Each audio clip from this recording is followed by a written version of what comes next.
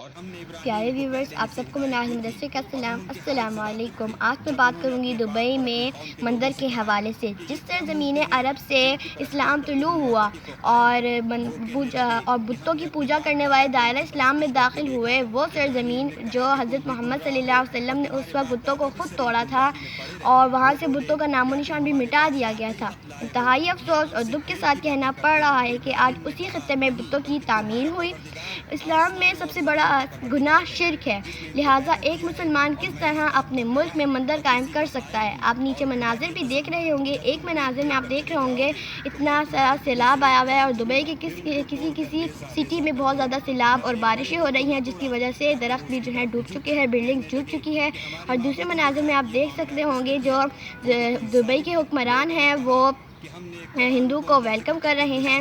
اللہ تعالیٰ سے میری دعا ہے کہ اللہ تعالیٰ ہم کو ہدایت دے اور ہم سب پر اپنا رحم فرمائے، آمین۔ اور ہم نے ابراہیم کو پہلے ہی سے ہدایت دی تھی اور ہم ان کے حال سے واقف تھے جب انہوں نے اپنے باپ اور اپنی قوم کے لوگوں سے کہا کہ یہ کیا مورتیں ہیں جن کی پرستش پر تم معتکف و قائم ہو؟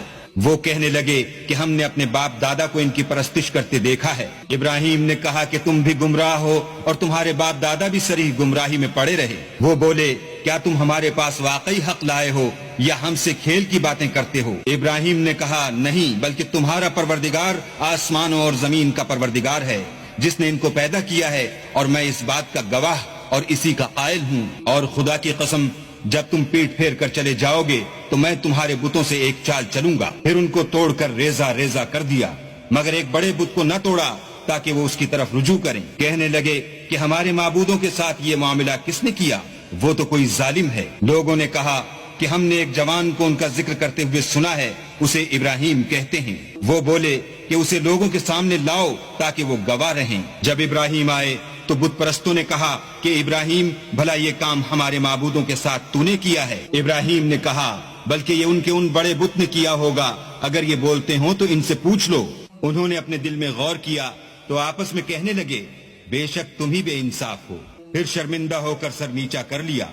اس پر بھی ابراہیم سے کہنے لگے کہ تم جانتے ہو یہ بولتے نہیں۔ ابراہیم نے کہا کہ پھر تم اللہ کو چھوڑ کر کیوں ایسی چیزوں کو پوچھتے ہو جو نہ تمہیں کچھ فائدہ دے سکیں اور نہ نقصان پہنچا سکیں؟ تف ہے تم پر اور جن کو تم اللہ کے سوا پوچھتے ہو ان پر، کیا تم عقل نہیں رکھتے؟ تب وہ کہنے لگے کہ اگر تمہیں اس سے اپنے معبود کا انتقام لینا اور کچھ کرنا ہے تو اس کو جلا ڈالو اور اپنے معبودوں کی مدد کرو۔ ہم نے حکم دیا اے آگ سرد ہو جا اور ابراہیم پر موجب سلامتی بن جا۔ ان لوگوں نے برا تو ان کا چاہا تھا مگر ہم نے انہی کو نقصان میں ڈال دیا، اور ابراہیم اور لوط کو اس سرزمین کی طرف بچا نکالا جس میں ہم نے اہل عالم کے لیے برکت رکھی تھی۔